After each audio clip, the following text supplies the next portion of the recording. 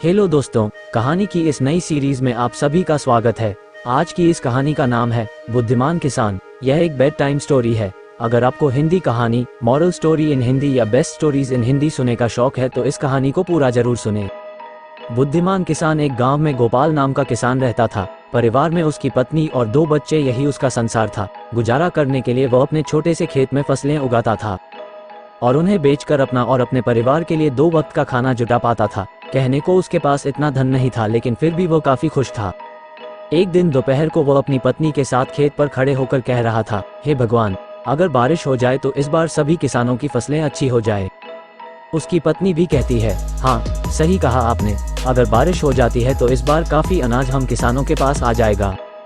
बारिश की आस में किसानों की उम्मीदें टूटने लगती हैं, लेकिन बारिश की एक भी बूंद जमीन पर नहीं गिरती। परिणाम ये होता है कि सभी किसानों की फसलें बर्बाद हो जाती हैं और सूखने लगती हैं। गोपाल की फसल भी पूरी तरह बेकार हो जाती है। ये देखकर गोपाल कहता है, हे भगवान, इस बार किसानों का बहुत नुकसान हुआ है। फसलें पूरी तरह नष्ट हो चुकी हैं। मैंने तो इस फसल और बच्चों की पढ़ाई के लिए कर्जा भी ले रखा था। अब मैं इस कर्जे को कैसे चुकाऊंगा? ये सुनकर गोपाल की पत्नी गोपाल को सहारा देते हुए कहती है, कोई बात नहीं, अब जो होना था वो तो हो गया। हमारी पड़ोस वाली दीदी कह रही थी कि संतोष भैया शहर गए हैं, हो सके तो आप भी शहर चले जाइए। शहर जाकर थोड़ा पैसे कमा पाएंगे तो कर्जा भी चुका देंगे।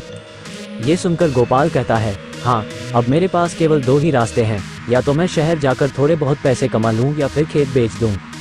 लेकिन मैं खेत बेचना नहीं चाहता, क्योंकि हमारे पालन पोषण का यही एकमात्र सहारा है। बाद में गोपाल और उसकी पत्नी दोनों मिलकर गोपाल के शहर जाने को ही उचित समझते हैं।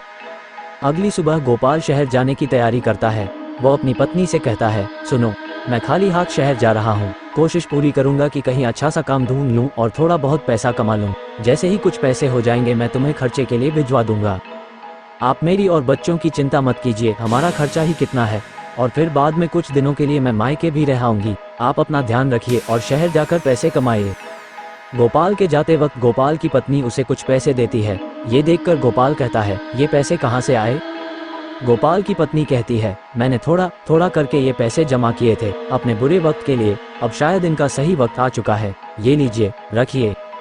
गोपाल थैला उठाता है, इसी में उन पैसों को रख लेता है और शहर के लिए रवाना हो जाता है। शहर पहुंचकर वो काम ढूंढना शुरू करता है, लेकिन पूरा दोपहर काम की तलाश करते करते वो थक जाता है, लेकिन काम नहीं मिलता है। उसके बाद वो एक बगीचे में जाकर पेड़ की छांव में बैठ जाता है। वहीं पास में 2 जेब कतरे आपस में बात कर रहे होते हैं। सुन बे चंगुल, 3 दिनों से कोई भी मुर्गा हाथ नहीं लगा है। लगता है इसके पास काफी माल है। इस बार खाली हाथ लौटकर नहीं आना है। सही कहा मालिक, आपकी निगाहें तो बहुत तेज है। चल अब तारीफ करना बंद कर और काम पर लगे जा। मैं इसे बातों में उलझा लूंगा और तू इसका थैला लेकर 1 9 11 हो जाना।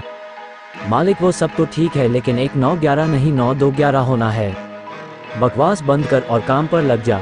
उनमें से एक जेब कतरा गोपाल के पास जाकर उससे बात करने लगता है। अरे श्याम बाबू, कैसे हो? बड़े दिनों बाद दिखाई दिए हो। अरे भाई, आप कौन? मैं तो आपको जानता भी नहीं हूँ, और मेरा नाम श्याम बाबू नहीं, मेरा नाम तो गोपाल है। अरे हाँ, तभी मैं कहूँ कि मैं तुम्हारा नाम भूल रहा हूँ। अच्छा, और बताओ क्या हाल है? अरे क्या बताऊँ भैया, गांव से शहर आया हूँ काम की तलाश में, लेकिन काम मिल नहीं रहा। अगर आप मुझे जानते हो तो मेरे लिए कोई काम ही बता दो। इन दोनों की बातचीत हो ही रही थी, तभी चंगुल गोपाल का थैला लेकर 9 2 11 हो जाता है। पहला जेब कतरा कहता है, अरे भाई, लगता है पहचानने में गलती हो गई, चलो मैं चलता हूँ। अजीब लोग हैं शहर के, पहले खुद ही जान पहचान का दिखावा करते हैं और बाद में खुद ही अनदेखा करने लगते हैं। इतने में गोपाल की नज़र अपने थैले की ओर पड़ती है, लेकिन वहाँ पर थैला न देखकर वह काफ़ी निराश हो जाता है और कहने लगता है, शहर के लोग तो बड़ा ही निर्दय है, गरीब के थैले को भी नहीं छोड़ते। वो भगवान से प्रार्थना करता है कि वही उसकी मदद करें। इतने में गोपाल के पीछे से एक दर्द भरी आवाज़ आती है, बचाओ बचाओ। गोपाल उस आवाज़ को सुनते हुए पीछे मुड़ता है और देखता है कि वहाँ एक घायल व्यक्ति जमीन पर नीचे पड़ा हुआ है। उसके आसपास से लोग गुजर रहे हैं, लेकिन कोई भी उसे सहारा नहीं दे रहा है।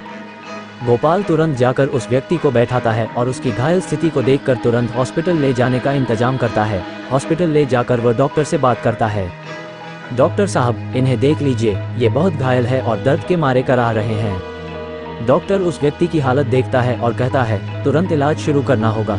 इसके लिए तुम्हें कुछ पैसे काउंटर पर जमा करने होंगे। ये सुनकर गोपाल आश्चर्य में पड़ जाता है और डॉक्टर से कहता है, डॉक्टर साहब, आज सुबह ही मैं शहर आया हूँ काम की तलाश में, लेकिन काम तो मिला नहीं, ऊपर से मेरा थैला भी किसी ने चुरा लिया। मेरे पास अब कोई पैसा नहीं है।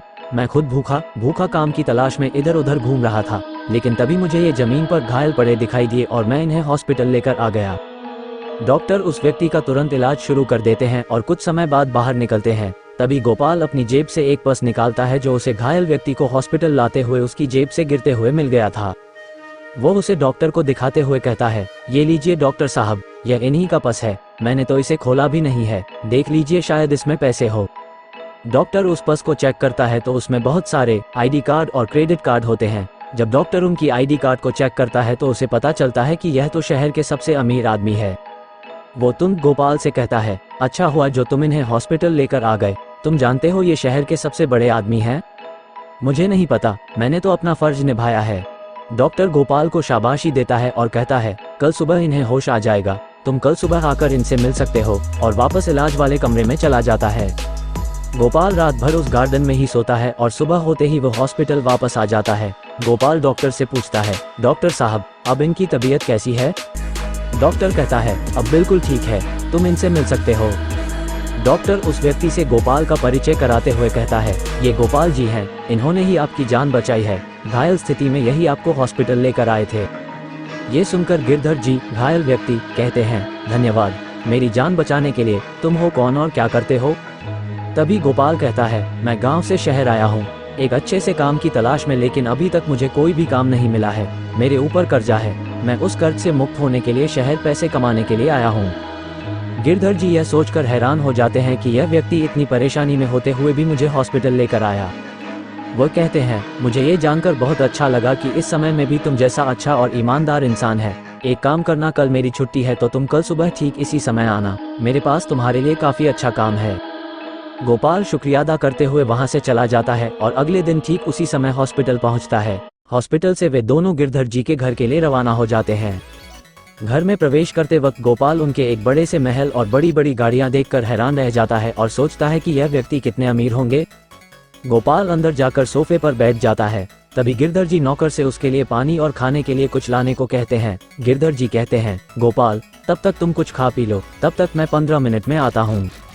गोपाल खा पी कर थोड़ा आराम करता है। तभी गिरधर जी आते हैं और कहते हैं, गोपाल शहर के बाहर मेरी एक बड़ी फैक्ट्री है जिसमें खेती से जुड़े उत्पाद बनाए जाते हैं। खाने पीने का कोई झंझट नहीं है, वहाँ पर तुम्हें खाने पीने को सब मिलेगा, रहने को घर मिलेगा। अगर तुम सहमत हो तो तुम इस काम को कर सकते हो। गोपाल कहता है, ये तो मेरे लिए बहुत ही अच्छी बात है, वैसे भी मैं एक किसान हूँ, खेती बाड़ी के बारे में मुझे बहुत अच्छे से पता है, मैं इस काम को अच्छे से कर पाऊंगा। गिरधर जी कहते हैं, तुम चाहो तो अपने परिवार को भी यहाँ लाकर रह सकते हो। गिरधर जी गोपाल को कुछ पैसे देते हैं जिससे वो अपने कर्ज को चुका पाए। फिर गोपाल गांव जाता है और अपनी कर्जे को पूरी तरह चुका देता है और अपने परिवार के साथ शहर वापस लौट आता है। गिरधर जी गोपाल के दोनों बच्चों की पढ़ाई का खर्चा भी खुद ही उठाते हैं और उनके खाने पीने का और रहने का ख्याल भी रखते हैं। गोपाल खूब मन लगाकर फैक्ट्री में काम करता है और खुशी खुशी अपने परिवार के साथ रहता है। अब गोपाल पूरी तरह आज़ादी महसूस करता है और अपने मालिक का शुक्रिया अदा करता है। इस कहानी से आपने क्या सीखा, नीचे कमेंट में हमें ज़रूर बताएं। हेलो दोस्तों, मैं हूं आपका अपना दोस्त सुनील। यहाँ मैं कुछ अनोखी कहानियों के साथ आपका मनोरंजन करूंगा। अगर आपको हमारी हिंदी स्टोरी कहानी पसंद आए तो हमें सपोर्ट करें और अपना प्यार बनाए रखें।